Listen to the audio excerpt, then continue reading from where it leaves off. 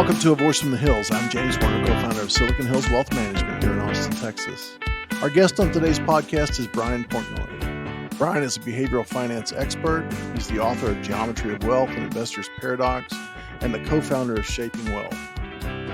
Shaping Wealth is a new initiative which is essentially the inauguration of Behavioral Finance 2.0. It's all about making timely financial decisions under the backdrop of timeless considerations. So let's talk funded contentment with Brian Portnoy. James Warner is the founding partner of Silicon Hills Wealth Management. All opinions expressed by James, his co-host, and guest are solely their own opinions and do not reflect the opinion of Silicon Hills Wealth Management. This podcast is for informational purposes only and should not be relied upon as a basis for investment decisions. Clients of Silicon Hills Wealth Management may maintain positions in securities discussed in this podcast. Good morning, Brian, and thank you for joining us.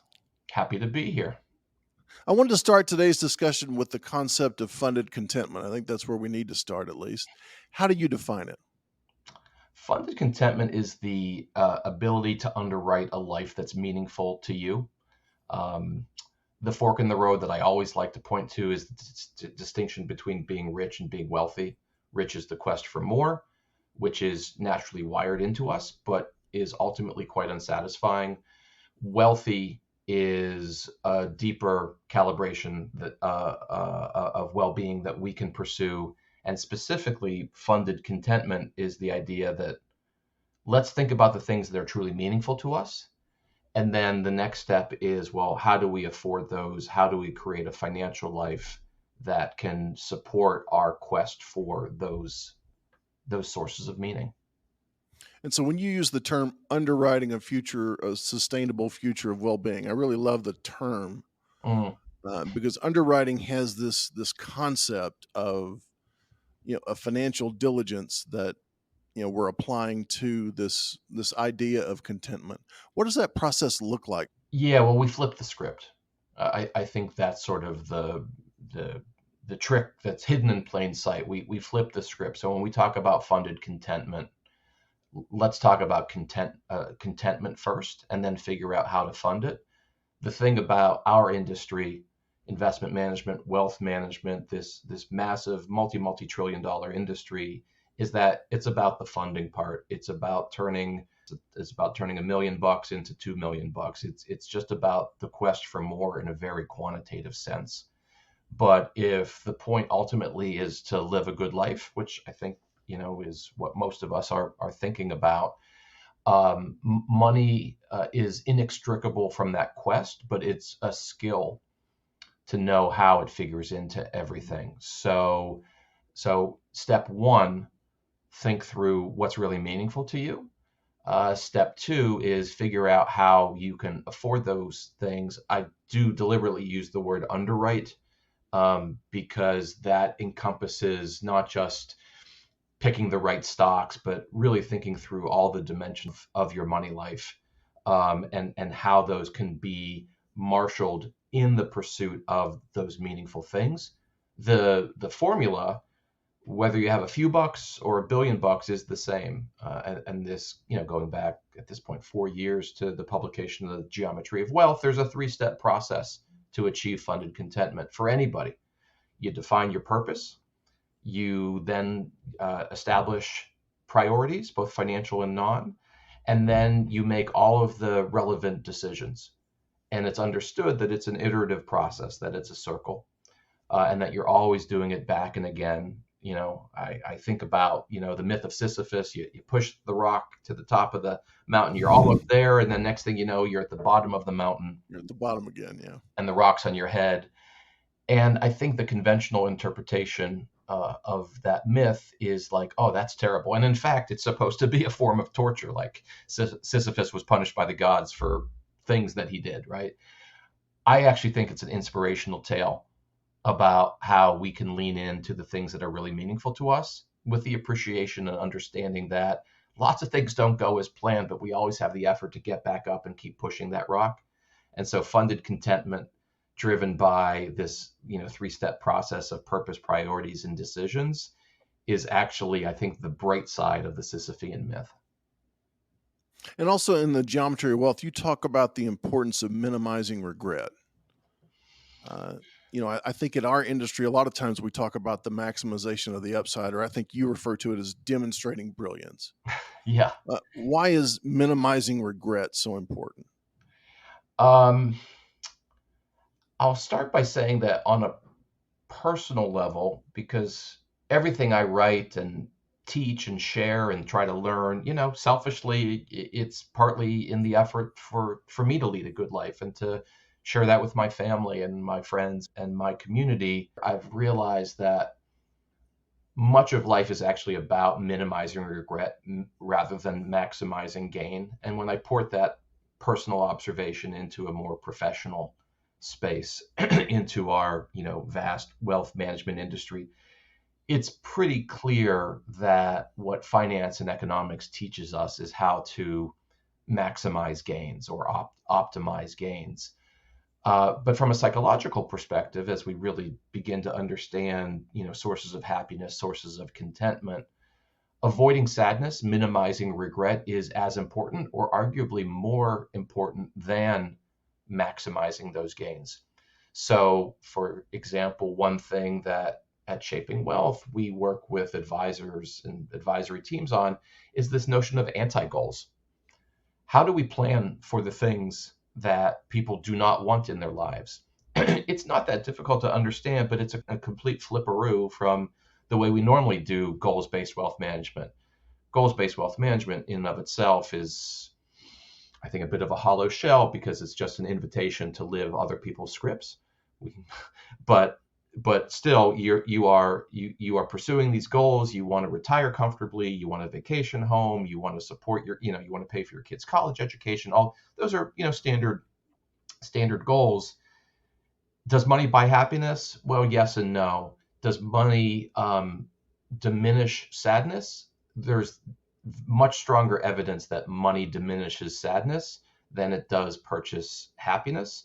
And so if you have that low hanging fruit, why not articulate that, fruit picking process and try to minimize regret more so than maximize happiness or gain?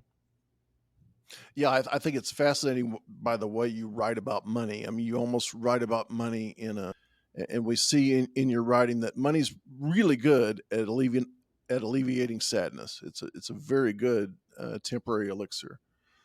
But money itself does struggle to provide joy. It struggles to provide that significance. Why can't money make us happy? Oh boy. One big picture reason is that we don't take enough time to reflect on that question. I think a little bit of reflection goes a long way. We can get into what to reflect on and how. And then as part of that, I don't know if it's second or 1B or just another, something else entirely, is that money, unlike other forms of our social interaction, other forms of well-being, is a verboten topic. So if we think about the fact that there are different elements to a good life, that there are different sources of well-being, generally physical well-being, emotional well-being, spiritual well-being, I would say financial well-being is a fourth thing. It's not derivative of those other things, but for I think deep-seated reasons, because money is such an emotional lightning rod, because it does surface some painful issues, we tend not to talk about it, and we have the excuse that, well, it's quantitative and technical, and so I don't know anything about money. The fact is, um, I don't know how much any of us know about, sort of our microbiology or deep scripture and theology or psychodynamics, but the fact is, we do talk to doctors and priests and therapists about the other three forms of well-being. We have not gotten to the place in our society or globally where we are equipped to think about in our own minds and talk socially about what I just call the other well-being, financial well-being. We can't go there. And then what I've realized, James, is that one of the superpowers of the modern financial advisor is to simply give permission to go there. They often don't, though. There was this fascinating study called The Secret Lives of Financial Americans that had like 1,000 different interesting data points. They surveyed thousands of people.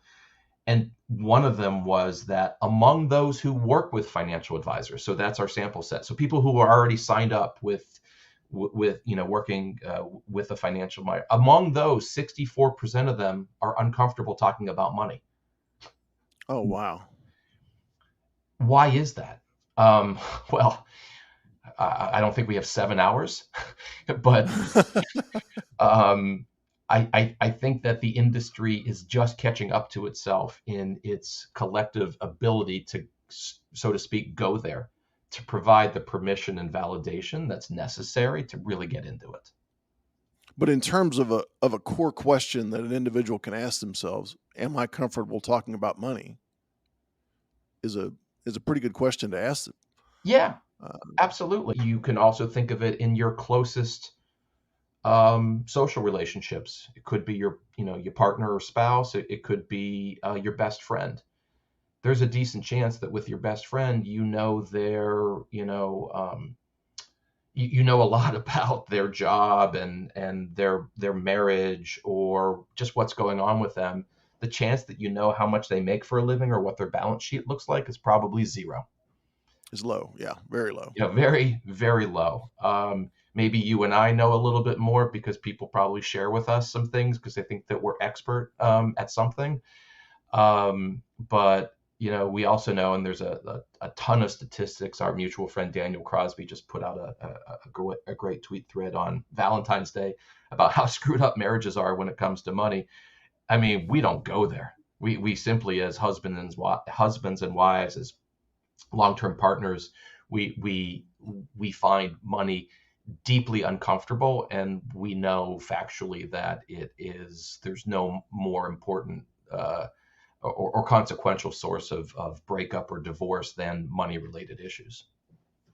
And you talk about the 4 C's of an enjoyable life. Mm-hmm. I think it's connection, control, context, and competency, I think. But that's right.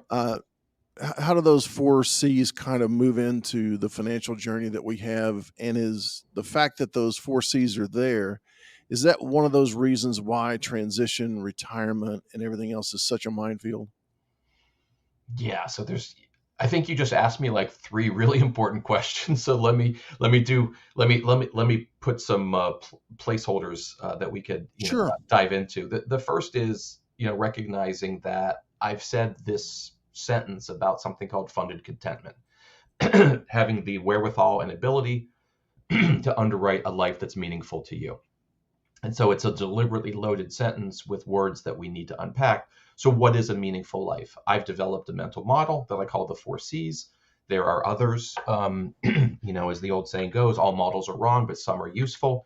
I think this one is useful to think about based on literature and theology and economics and psychology. There's 4 sources of a contented, deeply fulfilled life. Our connection to others, our sense of autonomy and control over our lives, competence or mastery over a particular craft or vocation or in our work life, and then finally context, this idea that we're connected to something bigger than ourselves. And there's 2 historically important sources of context: faith and place, our religion and our sense of patriotism or hometown pride.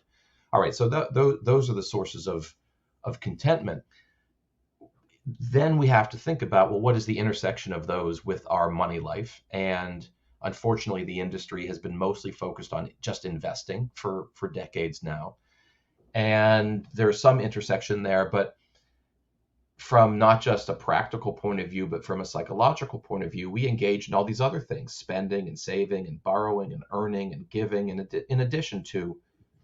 So one thing we can do, which gets a little bit complicated, is think about the intersection of money and meaning on a more granular level. So we've got sources of meaning that we can think through, and then how do those play through different dimensions of money life? To the other part of your question about retirement, man, it's so important, I think, to enter the process or transition from work life to retirement I would say from accumulation to decumulation, which is not just a quantitative experience, it's a deeply psychological experience. Appreciating that all of those sources of meaning that I just tried to articulate are playing themselves out in real time as you go through this deliberate transition from working, I'll just say from being gainfully employed to living off cash flow from your investments and pensions. There's a lot to unpack there, and hopefully I didn't overwhelm you with too many perspectives and angles. No, I think we tend to talk about retirement in monetary and dollar terms, and maybe not talk about it as much in, how do we maintain those connections that work life helped us maintain? How do we maintain that feeling of competency and mastery? Mm-hmm. Because I don't know about you, but as soon as I turn the lights off at the office and go home, my mastery and competence level, drops dramatically. I can be the master of the universe in here, and that's always worried me. About retirement is what can I do to feel that sense of competency? Mm-hmm. And then when you move from accumulation to decumulation, that's really about loss of control. Or maybe it's the illusion of control, but at least I feel like if I'm bringing in a regular paycheck, that I do have some control over that, and I feel like I'm turning some control over to the universe. And when we start talking about the universe, then we're talking about context. So I love the way you brought it together. Let's talk about the luxury trap for a minute. Oh, yes. Sure. I like that concept. Explain the luxury trap to the audience, because I think we've all fallen in it from time to time. Well, the luxury trap, which is, I think, a nice phrase, bolts on to a really clunky psychological phrase, which is the hedonic adaptation. So we'll talk about both. I mean, the luxury trap is simply the idea that, as I understand it, as you grow richer, I won't say wealthier, as you grow richer, you have the opportunity to purchase nicer things that you might have observed or coveted from afar until you were actually able to truly afford without going into sort of backbreaking debt.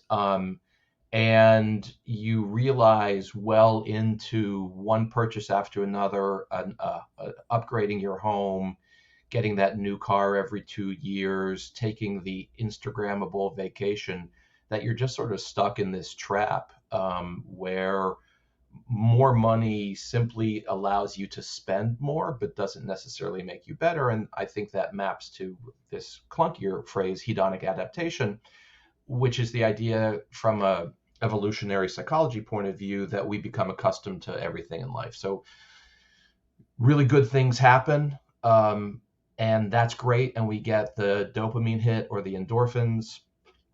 But at some point, and usually sooner than anticipated, we come back to our level set. At the same time, tragedies happen in our life, and we think that we're never going to recover, and lo and behold, we do. Our body's sort of veering toward homeostasis is really important, because ecstasy and depression are not stable places to be. We tend to revert to the middle. So we have this thing called hedonic adaptation. It means that we become used to everything. We grow used to everything that we accomplish in terms of our goals. And so when we retire, and then the couple, especially the man from previous generations, says, "What's next?" That's the hedonic treadmill, hedonic adaptation, the hedonic treadmill in action. When you purchase the nicer home, and now you got the extra space that you can have your home office, and you set it up and it's awesome, and 3 weeks later you're like, "What's next?" I'll just wrap it up by saying, I'll make it a threefer. We've got the luxury trap, we've got hedonic adaptation, and then we've got the when-then syndrome. When I get the bigger house that allows me to have a nicer office, then I'll be more productive. When my child gets into the college of her choice, then I'll feel like an accomplished parent. When then? The financial advisor is empowered, if she chooses to be, to address these issues before they become chronic problems. And let's talk about that. You've written, I think, in your initial book about the burden of overwhelming choice. Mm-hmm. I mean, in a vacuum, choice is always seen probably as better, but having choice and the act of choosing, those are very different things. How do we address, or how do you specifically address that distinction? That's a great question. It's also the on-ramp to whatever stage of my career I'm in in terms of behavioral finance, behavioral science, because the book that turned me on to everything we're talking about now had almost nothing to do with money and everything to do with choice. So it wasn't Kahneman, Tversky, and such. It was Sheena Iyengar's beautiful, beautiful book called The Art of Choosing, and how choosing in and of itself is an expression of our humanity, that the ability to choose is constitutive of a positive human experience. So yes, book one, which feels like a million years ago, the subtitle was about finding simplicity in a world of overwhelming choice. When we go back to the four C's, and to one of them in particular being control, we want to have a sense of agency and authorship over our life. When that is taken from us, we feel diminished, we feel small, we feel disempowered, we don't feel good. Choice is the expression, or one of the foundational expressions, of agency in life. So we like the idea of having choice, and we like the feeling of having chosen. The fact is that in our modern society, and I know you're not supposed to say this time is different, but guess what? This time is different. We truly have more of everything. The last couple generations has seen the proliferation of more choice of everything than anything anyone's ever experienced. I know when the printing press was invented, people were going bonkers because, boy, look at all, now we have too much. There's there's every generation feels like there's too much, and I'm only living in this one, but man, we have too much. And from a dopamine jockey point of view, we love having too much. We love going to the Cheesecake Factory and having a 23-page menu. By the way, that menu was designed for endless dopamine hits. It wasn't designed for cheesecake. Just like Starbucks isn't selling coffee, they're selling you a warm space and a comfortable table. The Cheesecake Factory and the 1,000 other places that have huge menus, they're just selling you the opportunity for dopamine hits. When we port this thinking about what Barry Schwartz calls the paradox of choice, it's pretty well established in psychological literature and psychological research that there's this tipping point that we get to where we really, having no choice at all is a terrible place to be. Having some choice is good, but then depending on the circumstances, we can have too much choice and it's overwhelming. For us old folks, that Calgon, take me away. Like, I can't deal with this. It's just too much. I think it's incumbent upon the modern advisor, the behavioral advisor, to think about the menus, both explicit and implicit, that they are offering their clients, the work that they are doing or probably not doing on curating choice sets for their clients, so the clients are empowered enough to have that sense of agency, but not too much.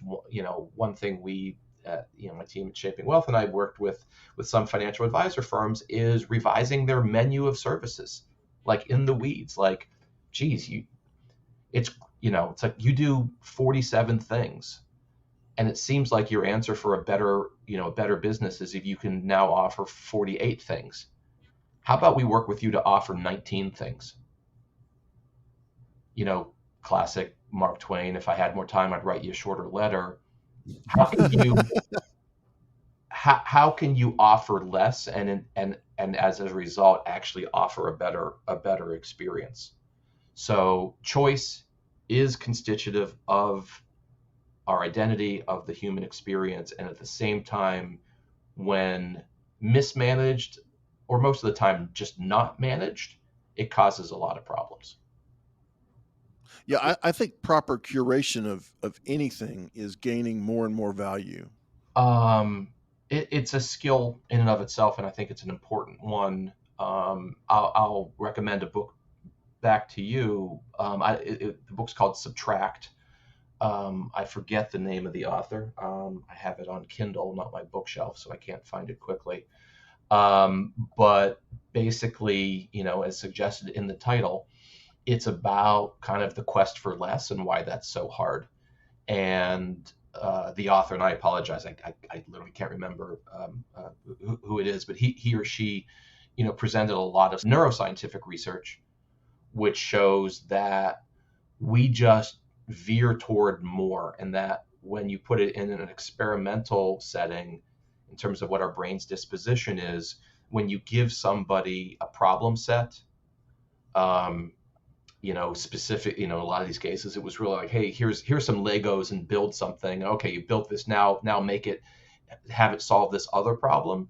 And like 90% of the time, people add more Legos, when if you thought about it, taking Legos away would have made it a better and more elegant solution.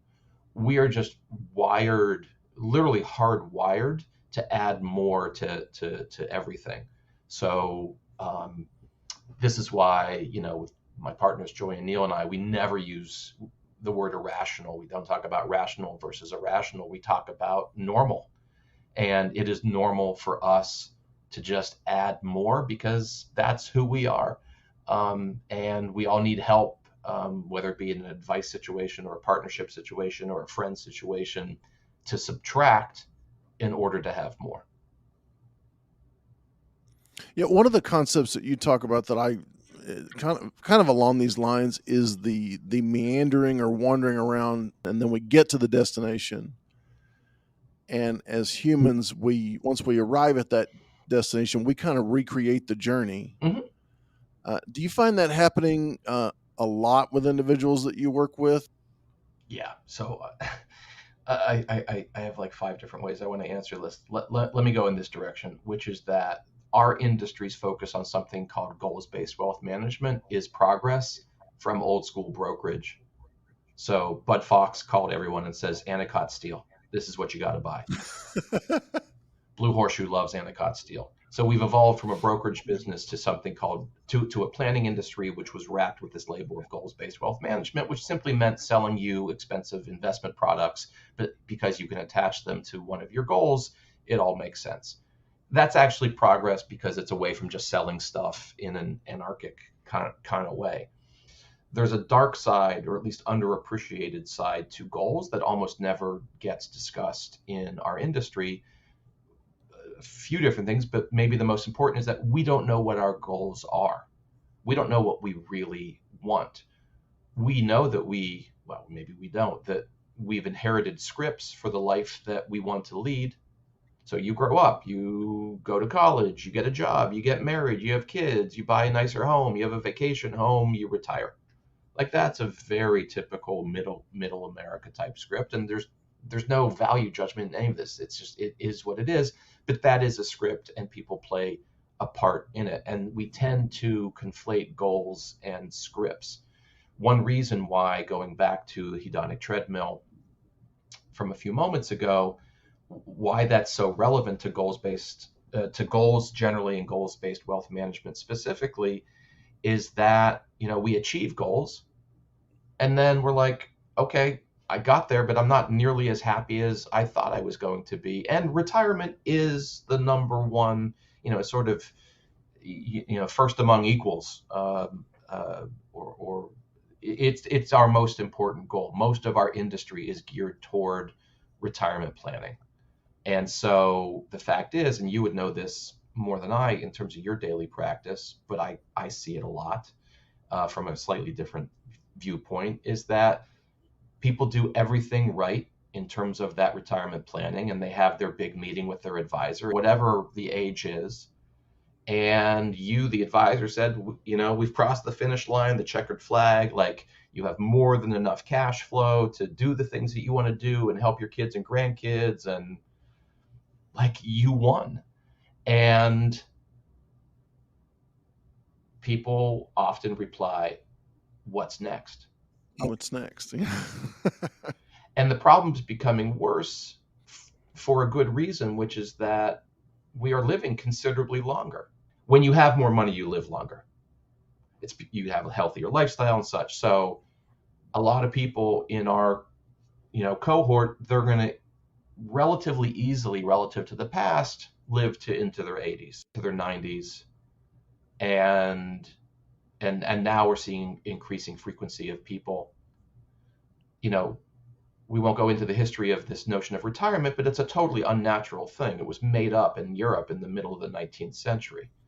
It was ported over to the U.S. with this made-up age of 65. Made up because in Prussia, when the system was invented, the average Prussian lived to 62. And so the Kaiser said, let's make benefits available at 65 because most people will be dead before we have to pay anything. Fast forward to now, 150 years later, 65 doesn't even get you out of the gate. People are living to 85, 90, 95.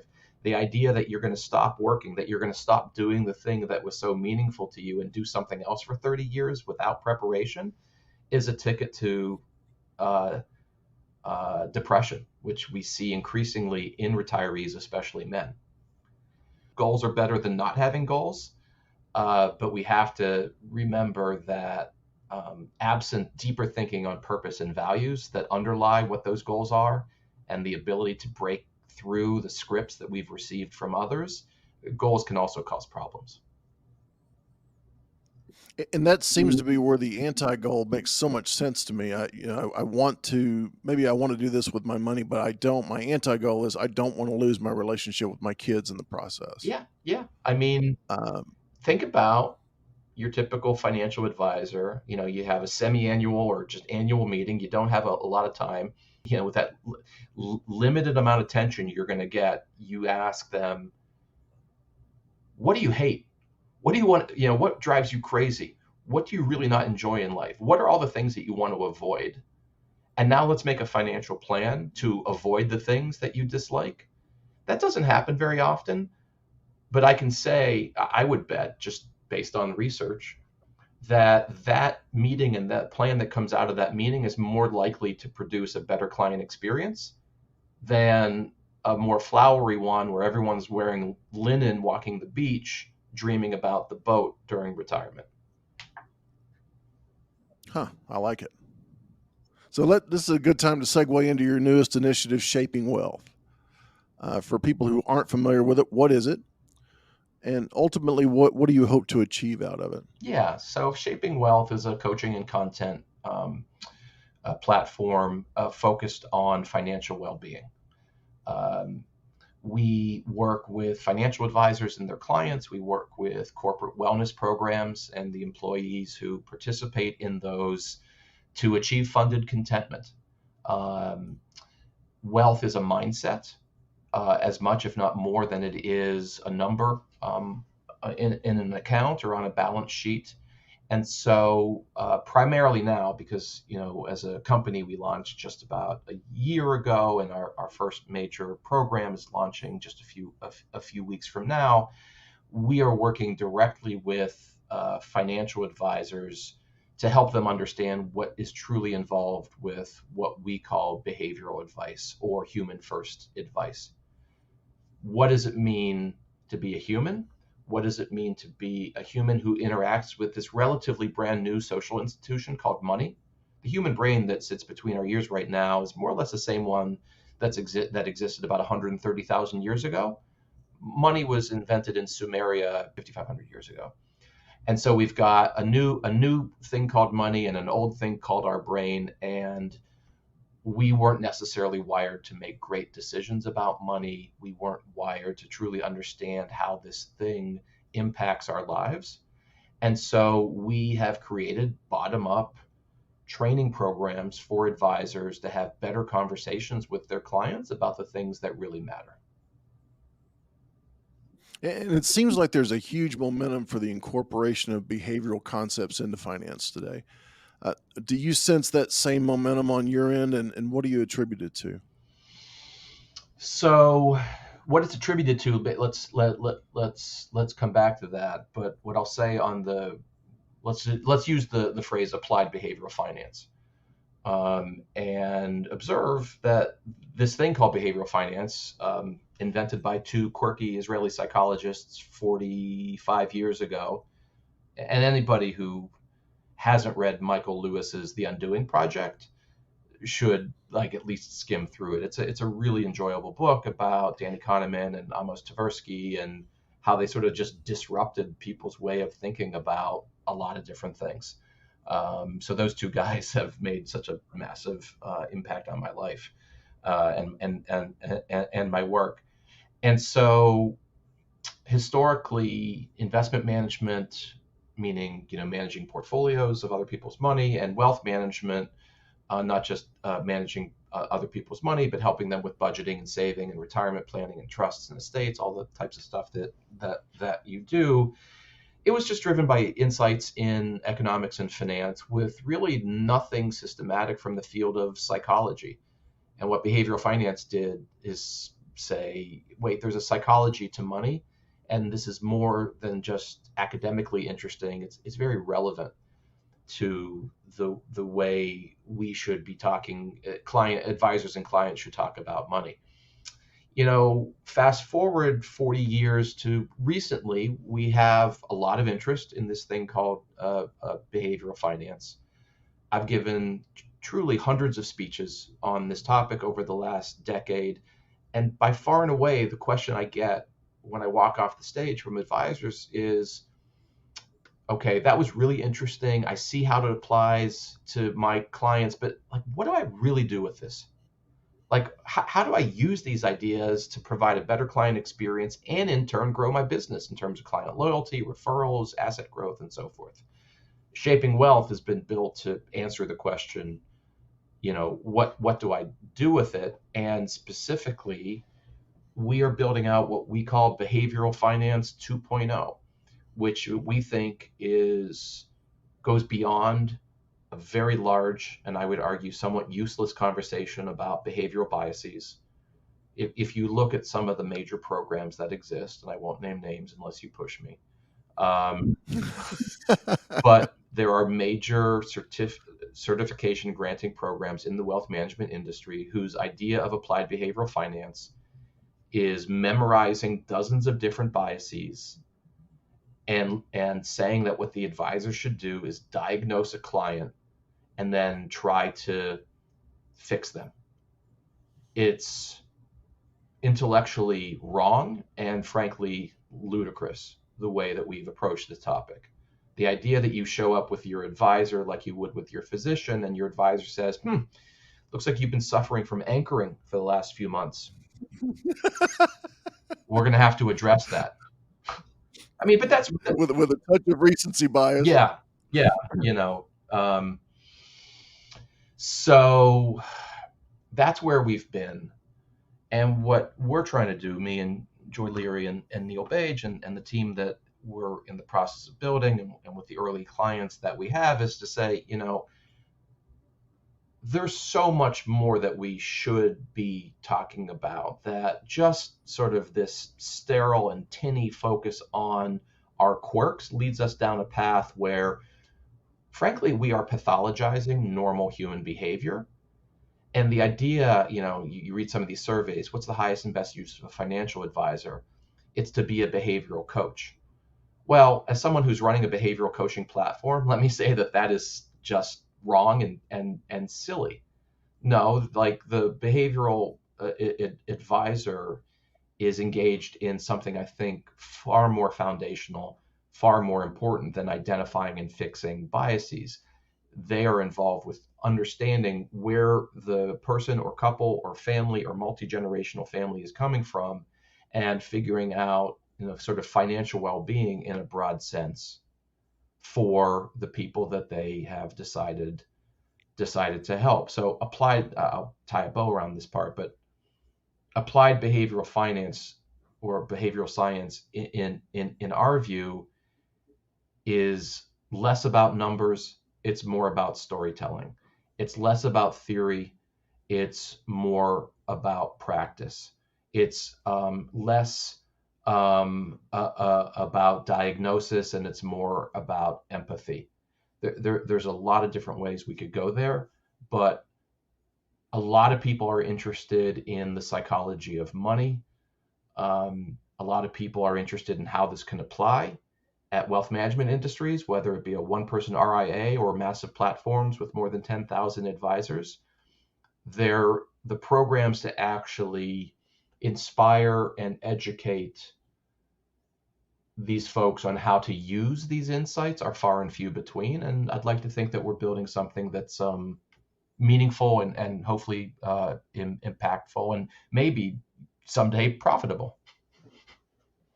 Well, that was an awesome answer. That excites me. That's probably the best answer I've ever heard on applied behavioral finance. It's that makes me hopeful for version 2.0. I think as advisors, we're trained through experience to search for uniqueness in our client situations. I mean, whether it's that unique challenge or opportunity, and those tend to present differently across, different levels of income and net worth and complexity. But from a behavioral standpoint, it seems like we're all kind of fighting the same demons. I mean, how does Shaping Wealth address that kind of culture of uniqueness? We all want to think, our situation's special or our situation's different, or our clients are different, or our clients are special. And you actually did a thread on it the other day that was like, oh my God, we got to talk about this. Yeah. But in the behavioral context, that's not really true, is it? No, it's not true. Human is human. We're born with different dispositions, different set points, and are you a cheerful person? Are you a gloomy person? So those, I have 3 teenagers, so I'm very much in the world of team nature versus team nurture, because these 3 kids are completely different from each other, and I think that Tracy and I treated them all the same. Yeah, I did tweet about this the other day because, we're talking to, we're not for everybody. We're straight shooters, and we think that financial advisors have the opportunity to change people's lives for the better if they dig in and do the work and then apply it. So already we have had the privilege of talking to small shops and massive shops. And one thing that comes up a lot, especially with some of these bigger platforms, is that they represent Deca and Centa millionaires and the occasional billionaire. And a comment is often made, and it's made, and I really am not being sort of pejorative or insulting here. They earnestly say our clients are different. They have $300 million. We're working on their dynasty trust. There's tons of complexity given the nature of the business the patriarch built and got it. Like, there's a lot of complexity. We have something easy and sometimes annoying to say to these folks when they tell us their clients are special, which is, no, they're not. From a evolutionary psychology point of view, from an applied behavioral finance point of view, they are not the slightest bit special, and treating them as special is a good way for you to undermine your value proposition. What we say to those who tell us that their clients are special is that, well, of course, you want to provide an amazing experience for them. You want to, everything from just getting their stuff organized to helping them avoid risks that they didn't see coming, all the good stuff of financial advice. But as it relates to having better conversations about things that matter, in a multi-generational context, the things that are on the mind of somebody with $300 million are more or less the same thing that's on the mind of someone with $3 million or $300,000. $30,000 when you don't have money to keep food on the table or a roof over your head consistently, there is a bright line. There's a different conversation there, and that conversation probably isn't for today. But as long as you can sort of have a roof over your head, food on the table, your family is safe, kids go to a decent school, that kind of stuff. It's true that people are people, and we like to focus on that rather than specialness. And I'll add one important footnote. here, and I've been talking to people about this for years, we're sort of obsessed in our society with custom solutions. I think it's a ruse. When you go to your doctor and you say, I got a pain in my side, if he said to you, well, I've got a custom solution, you would be like, do I have a custom problem? I don't want to have a custom problem. What you want your doctor to Is this the first time you're trying this? I mean, how custom are we talking about here? Well, custom solution is prefaced on the fact that you have a custom problem. And the last thing you want to hear from your physician or your priest or your therapist is, I've never seen this before. So what people want it both ways. And it ties back to a whole thing on the 4 C's, and specifically connection versus control. Those are, we both want freedom and belonging.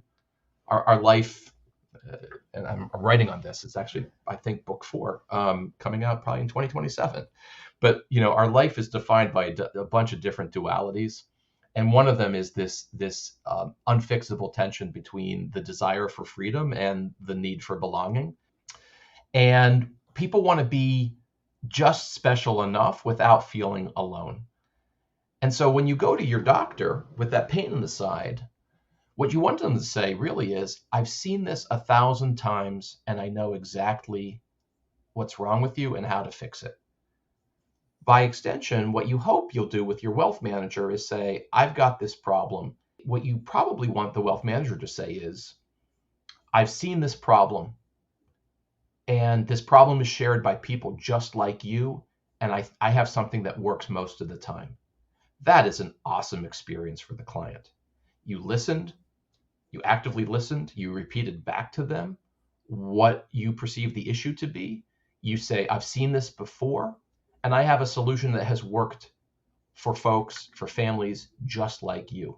People want to be don't want to be alone, but they don't want to be in a faceless crowd. They want to be in some sort of cohort, and whether that's a cohort of 10 people or 10 million people, depending on the issue, they don't want to feel alone, and they want to feel like there's a tested solution to what they feel might be a problem that nobody else has. So I get on this soapbox on custom solutions all the time. It's such BS. People do not want custom solutions. They want solutions that have worked on others just like them. Well, I think one of the flaws of human nature is that, the belief that the universe sees us and will single us out for special treatment.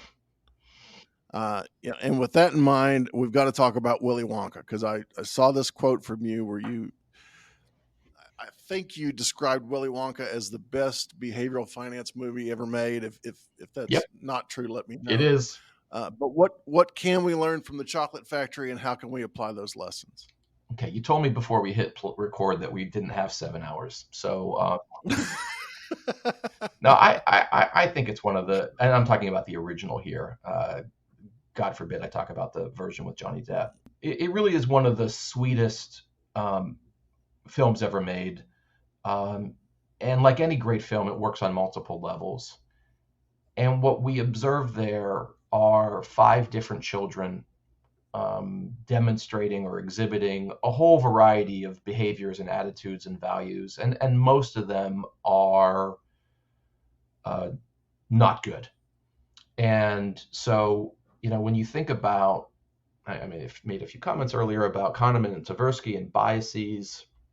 And then, so it's a little bit of a B5 1.0 versus 2.0. You use the word flaws. I always revert to the word normal. We just are who we are. We ended up this way for a reason.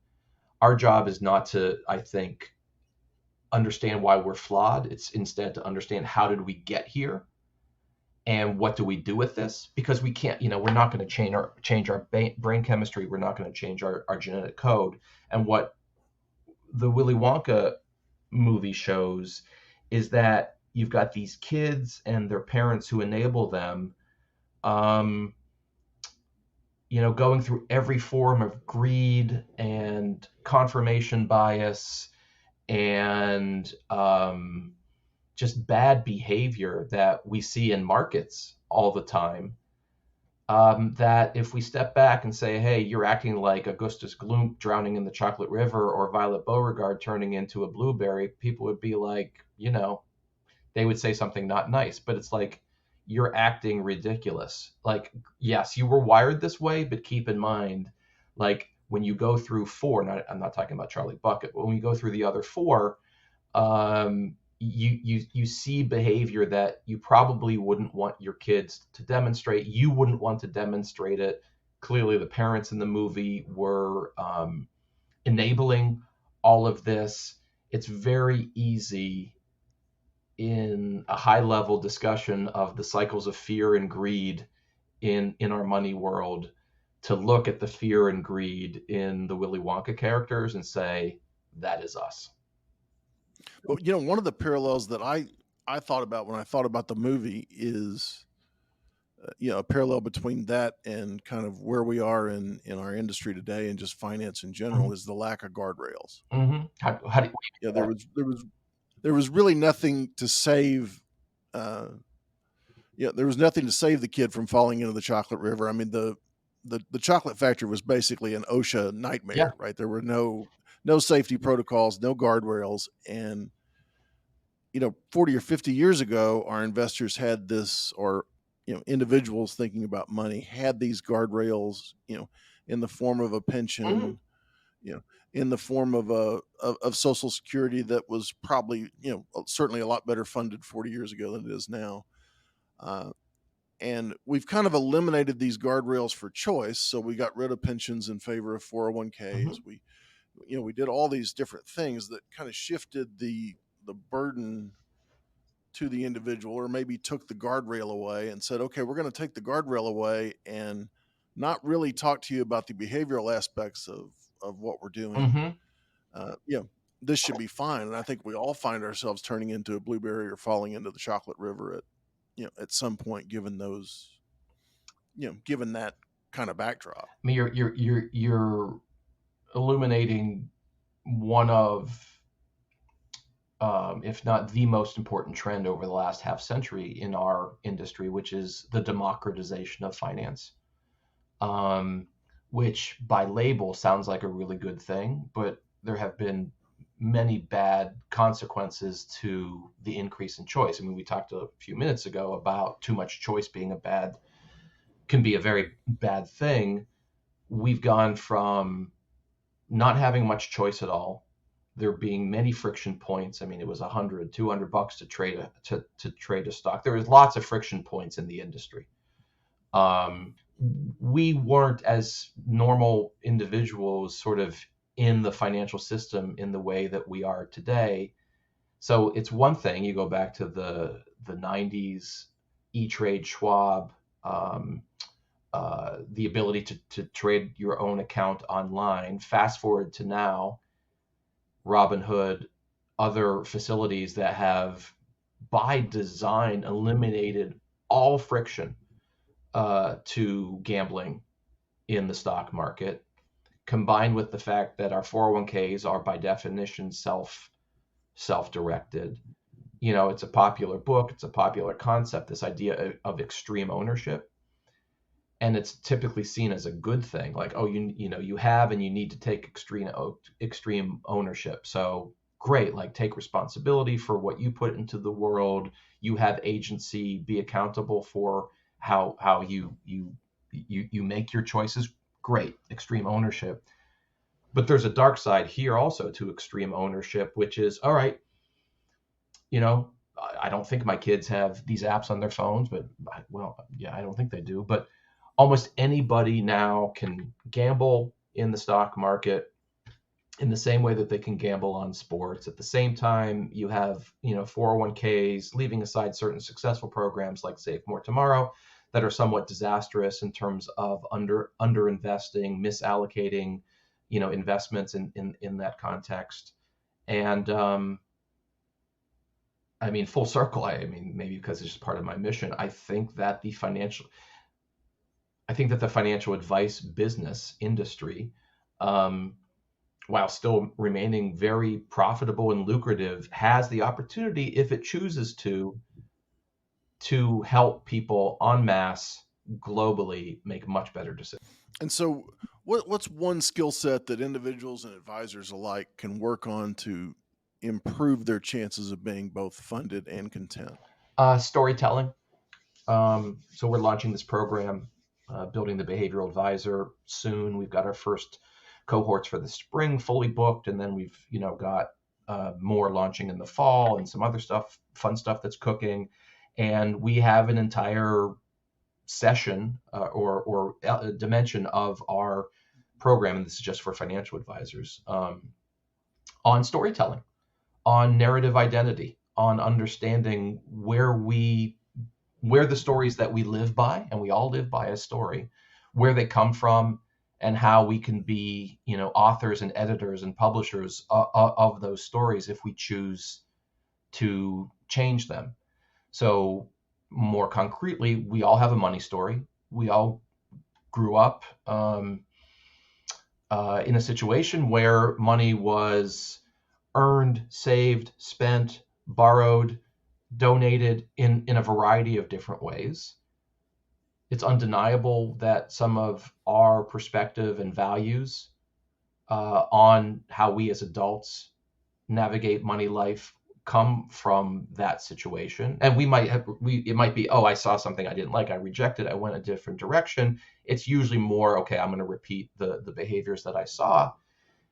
A little bit of work, and it's not complicated, a little bit of work in understanding what your money story is as a financial advisor, and how that makes you more or less empathetic to the person or couple or family sitting across the table from you, will help you create such a better client experience. I mean, I think Josh Brown and I published a book a year or two ago called How I Invest My Money, and it was 25 chapters. I mean, they were 1,500 word essays, so quite short. And it was financial advisors telling their money story. And in working with most of the authors of those chapters, I can tell you, it was a bit emotionally harrowing for some of them. Despite being successful financial advisors 10, 15, 30 years into a career, no one had ever asked them where their values on money came from. Think about that. Wow.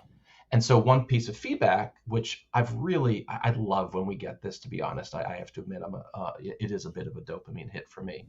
But we've now heard from multiple, because, we've had clients since the beginning of 2021 for different programs and things. But we've heard a number of times now in our coaching, we're coaching the coaches. Specifically, what we say is that we're training player coaches in the quest for funded contentment.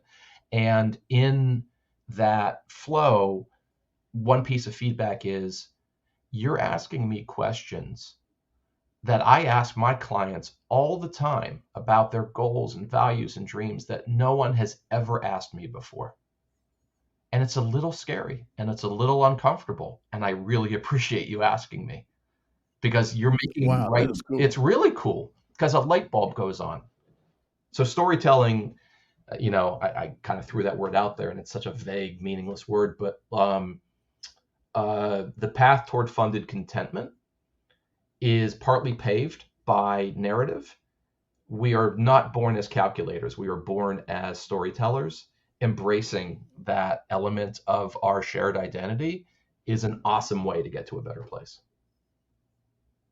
Yeah, and it's hard to kind of build that shared empathy if you've only been through one half of the process. If you've only been the person asking the questions and never had to be the one come up with the answers, that's a different. It's maybe a simple thing, but wow, kind of a light bulb thing. And for now, for both business reasons but principled reasons, we have a very low capacity offering.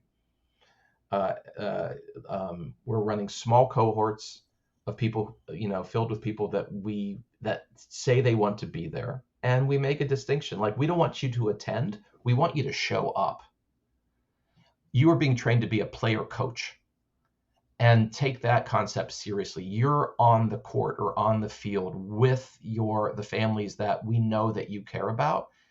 And if you don't, channeling a little Brene Brown, getting maybe a little woo-woo, if you aren't willing to be a little bit vulnerable and go on a journey of personal growth in order to have professional growth, in order to make more money, have more clients, have better referrals, all the end stuff that people want, you got to work for it. we want those people to show up.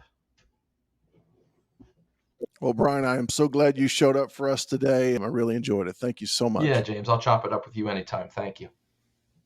And that's going to do it for our first in a series of podcasts on behavioral finance. We thank you for listening and engaging with us, and invite you to follow A Voice from the Hills on social media, listen to our updates on Alexa, and like, subscribe, and rate our podcast on Spotify, Apple Podcast, or wherever you listen to your podcast, because we can only do our best work when you are here to listen. Thank you.